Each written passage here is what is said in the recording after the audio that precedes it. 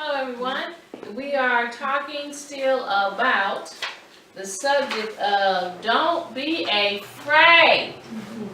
And Happy New Year, everybody. Happy New Year. Happy New Year.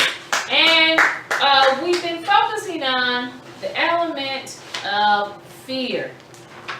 And we had talked about that fear was described as an unpleasant emotion caused by the belief that someone or something is dangerous, likely to cause pain or a threat. Now, you know there's a good fear that you have, which lets you know some things you ought not do, because if you do them, or if you say them, or if you go somewhere or eat something, it can cause you some harm, hurt, harm, or danger. So there's a good fear that's healthy for you, but then there's a bad fear, which is real terrible, and God doesn't want you to have it as His child. And fear is a spirit. When we're dealing in the spiritual realm, we want to let you know that fear is a spirit. It's a spirit. And it will come alongside you and try to captivate you and try to take over your life. And the bad thing about it is that when you adopt that spirit of fear that's not of God, it will freeze you 100% of the time and keep you from doing what you need to do. Let's look at some scriptures that talk about fear. Leviticus 25:17. So we're talking about the fear that God doesn't want you to have, okay? It says, ye shall not therefore oppress one another.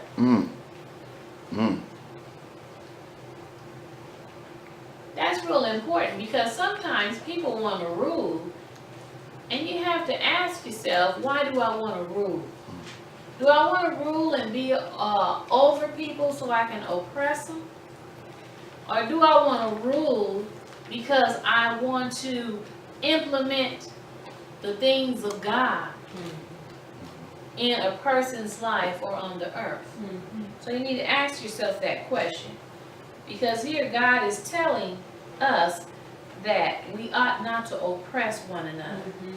He says, but thou shalt fear the Lord thy God, for I am the Lord your God. That's Leviticus 25:17. And then let's skip to verse 36. It says here, take thou no usury of him or increase, but fear thy God. Now here it's telling you to fear God. So we talked about there's a healthy fear and then there's an unhealthy fear. So this fear here that says, fear the Lord, now this is a healthy fear, that thy brother may live with thee. So really, I don't have time to read that whole chapter, but if you read that whole chapter 25, you'll really kind of get the gist of what it's talking about, okay? Let's go to Numbers 14:9. Numbers 14:9. Are you telling me to pull my hair out of the way or something? Okay. I'm getting some signals out there. Okay, Numbers 14:9 says,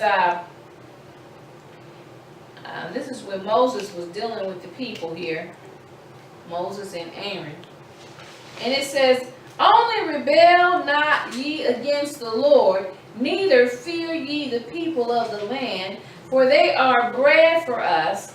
Their defense is departed from them, and the Lord is with us. Fear them not. So here, this is a situation where Moses is dealing with the congregation, and they started murmuring against Moses and Aaron. And they just got upset because God was telling them to go ahead and pursue the land that flow with milk and honey. And of course, they got a little afraid because they felt like, well, there's giants in the land and we're just these little bitty people and we can't defeat them.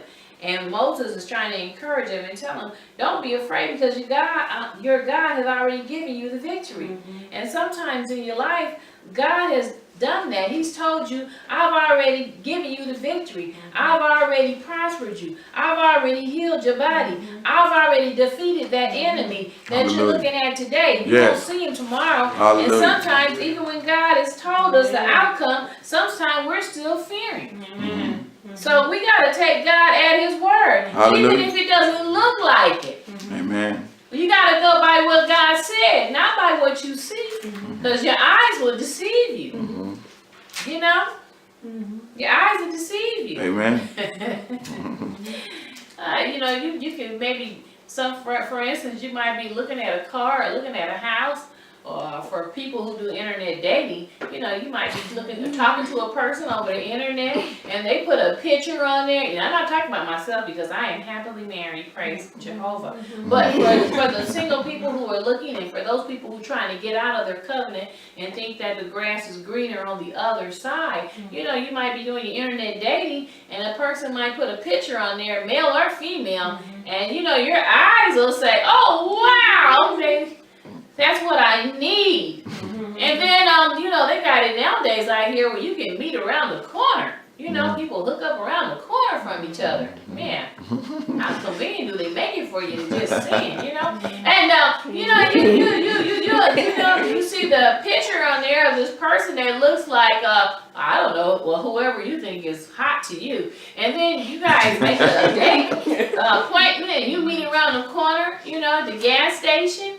And you're looking for the person that you saw on the internet that with your eyes, and when you see them, I mean, it's just a total night and day, you know, and they get out and they're looking like somebody's, you know, maybe great, you know, I don't know, auntie, you know, from whatever, or somebody's great uncle from a far distant country. And you know, and you want to run and you say, hey, wait a minute.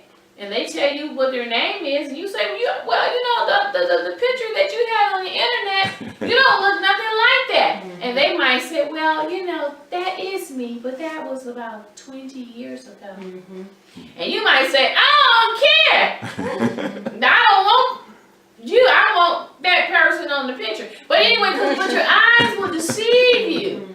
And that's why you can't go by what your eyes will show you, because things can change. But you got to stay consistent. One thing about the Word of God, it will never change. It will never change. The Word won't change. Amen. I'm going to read this last scripture, and we're going to move on. Numbers 21 and 34 says, and the Lord said unto Moses, fear him not.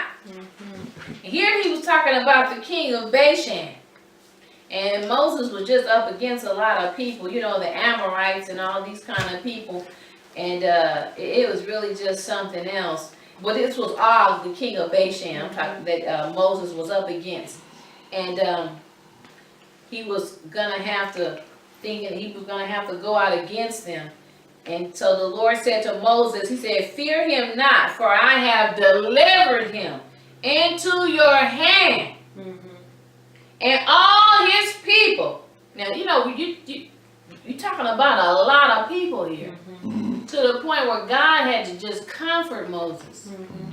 And tell him it's going to be okay. Bro. I gave you the land.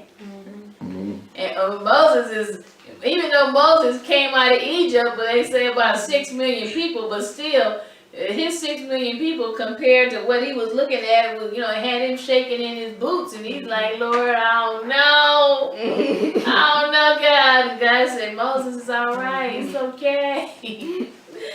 Don't fear him, for I have delivered him into your hand, and all his people, and his land, and thou shalt do to him as thou didst unto Sihon, king of the Amorites, which dwelt at Heshbon. And verse 35 says, so they smote his sons and all his people until there was none left of him alive, and they possessed the land. So sometimes you still gotta go out and fight that one-eyed enemy. Amen.